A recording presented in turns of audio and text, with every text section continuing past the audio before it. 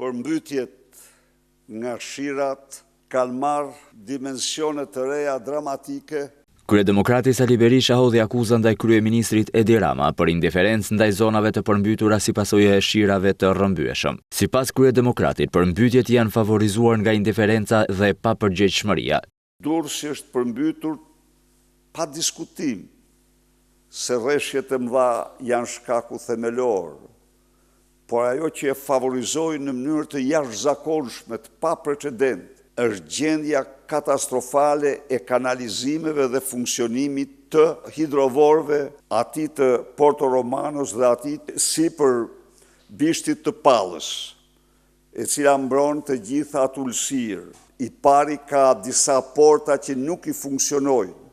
Të paktën gjysmë e portave të Porto Romanos nuk funksionojnë, nuk evakuojnë, kurse hidrovori i Hamallës i ka pompat e djegura.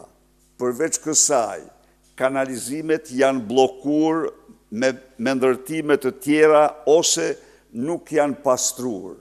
Berisha tregoi dhe arsyet që sipas tij sjellin mos shpalljen e gjendjes së fatkeqësisë natyrore.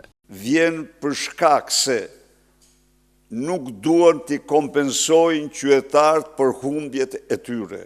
Në të njëjtën linjë, edhe grupi parlamentar nëpërmjet një kërkese zyrtare kërkon zyrtarisht nga qeveria të shpallë gjendjen e fatkeqësisë natyrore dhe të kompensojë të gjithë të prekurit nga përmbytjet. I pyetur nga gazetarët për tryezën me partitë opozitare, Berisha nuk pranoi të komentojë forcat që kanë refuzuar të jenë në takim. A mund t'i paragjykoj unë ato pa u mbledh tryeza?